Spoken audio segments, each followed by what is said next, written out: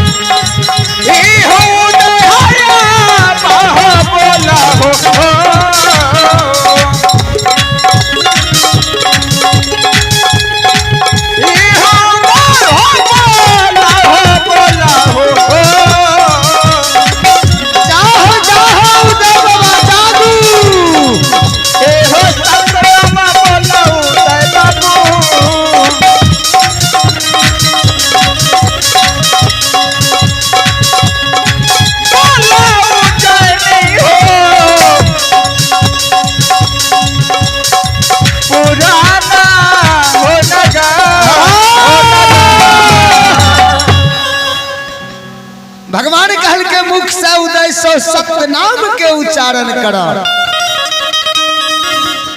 उदय बाबा मुख से सतनाम सतनाम उच्चारण करैया। भगवान उदय सो का धर्म के पनियार उदयनी में बना लेलकै। उदय बाबा का भगवान कहने रहे उदय सो तोरा हर चीज पूरा हम उदयनी नगर में क्या देब। भगवान उदय बाबा का एगो से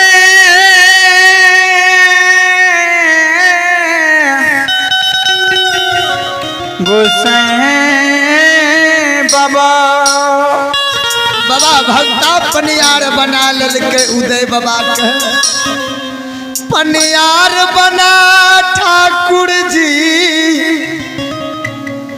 उदयनी ग्राम से ओलोपित होइया। अब उदय बाबा देखियो उदयनी नगर में की कलकैया। सब संगी बगरिया लंगी लैची लाधई के वास्ते जय हो उदय बाबा।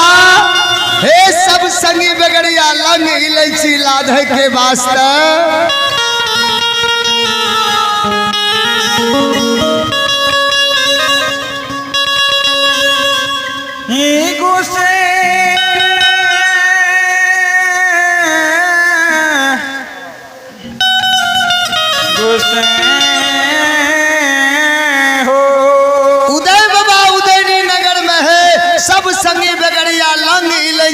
धय के वास्ते श्री मोरंगराज नेपाल जाए रहे। उदय बाबा समाज बाबा के द्वार द्वार से करसी के आगे जे रहे उ बोरा में लाल रहे उदय बाबा बरदा पर लाद के नित्य प्रतिदिन डफड़ा बाजार के जाए रहे। जे सामान आज देखे छिए 2 तारीख से चंदौर में भगत गावे छिए। अगर जे फोन नहीं आवे तो कहते बेटा कते भगत गावे ले गेले। वही समान उदय बाबा का 2-4 दिन डफड़ा बाजार में भागल।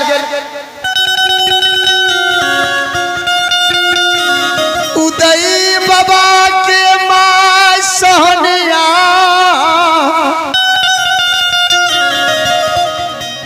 वही संगी बगड़िया के पास जाए छे दरबार मारने। हे हो बाबू रे तोरे संसार तो हमरो उदय बेटा खरीद व्यापारी करे ले जाए रहे। संगी बगड़िया कहल के गे उदय के माँ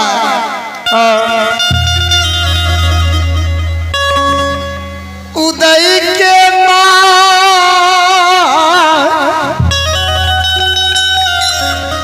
गे जय दिन से तोर बेटा धर्म के पनियार भेलो उमत बताह भागलो उदय सोहक। गे हम सब संगी बगड़िया लंग इलायची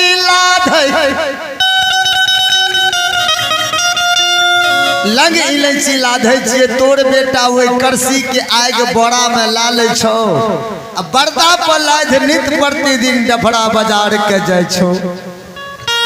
वही करसी के आग के भगवान डफड़ा बाजार में हीरा मोती जवाहर बनावे रहे। संगी बगड़िया के वाणी का उदय बाबा के माय सुने। संगी बगड़िया कहल के गे सोहनिया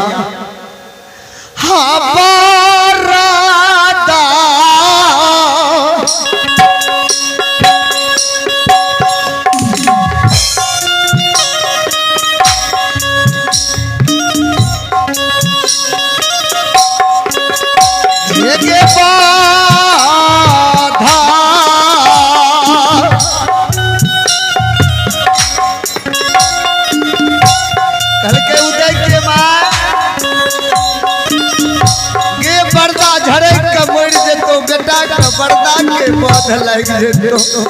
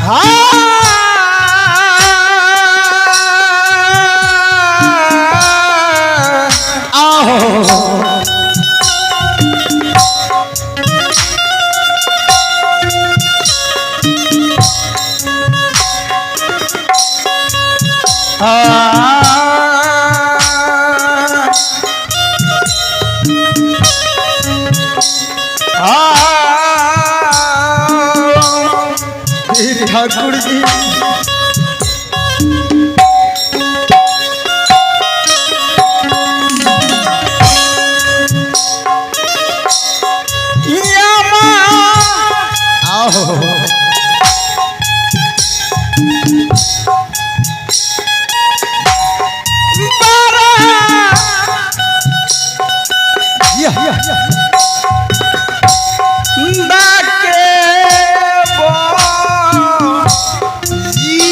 निर्मल बाबू जीवू राम नाम घोड़ के पी लिया। आगे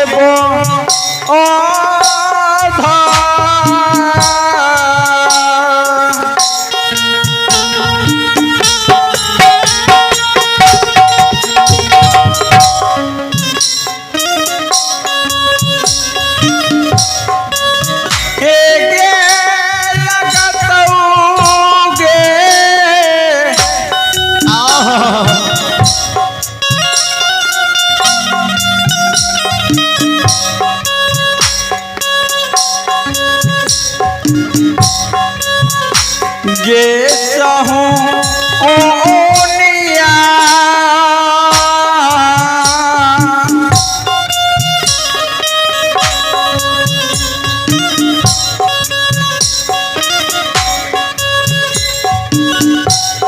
लगता आओ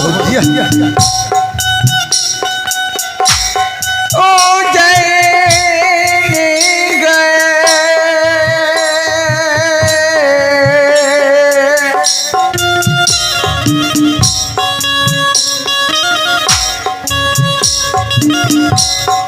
पूरा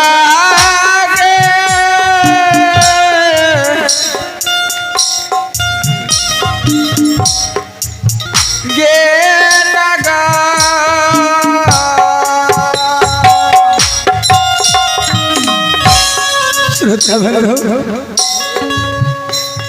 सगी बगड़िया कहे उदय के माँ कहे पर्दा झड़क के बढ़ गेलो पर्दा बोध बेटा के उदयनी में लाग जेतो। श्रोता बंधु सगी बगड़िया के बानी उदय बाबा के माय सुने माँ की काज करे अपना गृह भवन कयावे।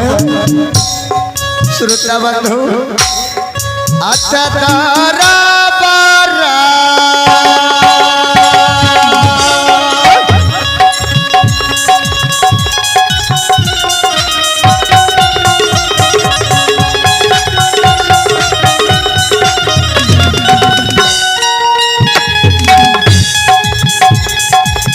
कैसा हो गया